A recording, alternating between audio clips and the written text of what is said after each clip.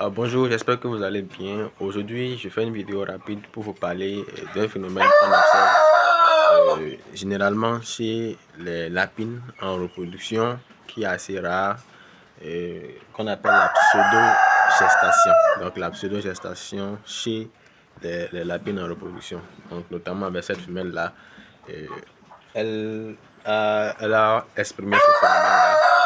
On va essayer de comprendre pourquoi ça arrive et comment se comporter face à la pseudo-gestation.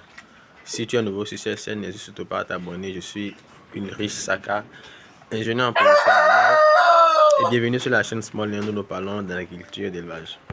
Alors, quelles sont les manifestations de la pseudo-gestation chez la lapine? Déjà, il faut comprendre que la pseudo-gestation peut être liée à un dérèglement hormonal chez la lapine, souvent lié à une surexcitation ou un contact avec des mâles, même castrés souvent, donc, ou encore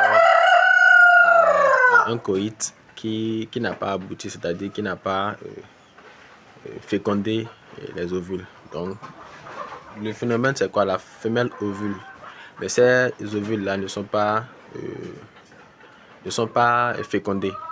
Et l'organisme va naturellement provoquer ou bien déclencher le développement utérin et la montée laiteuse, même le développement des mamelles, et faire croire à la lapine qu'elle est gestante. Donc celle-ci va développer des comportements de femelle gestante, c'est-à-dire la nervosité, elle devient un peu agressive, elle commence par construire son nid.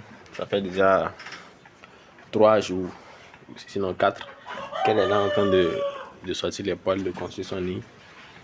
Comment d'abord vérifier qu'on est en phase d'une pseudo-gestation? Déjà, lorsqu'on fait la palpation, elle est négative. Donc cette palpation est négative.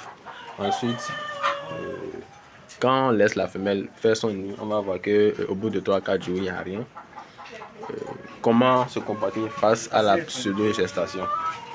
Pour cela, il faut déjà enlever la boîte à nid pour casser son rythme. Donc elle va arrêter de penser qu'elle doit mettre bas. Donc en arrêtant de faire son nid. Donc on va enlever la boîte à nid là. Ensuite, on va souvent surveiller la chaleur chez la femelle pour voir si elle est en chaleur et la coupler immédiatement avec un mâle. Donc, voici quelques directives qu'il faut mettre en place pour faire face à cette pseudo-gestation, qui n'est pas un problème grave, hein, c'est un problème qu'on retrouve dans les élevages de lapins, mais de façon exceptionnelle. J'espère que vous avez aimé cette vidéo. N'hésitez surtout pas à vous abonner, à liker. On se dit à la prochaine dans d'autres vidéos.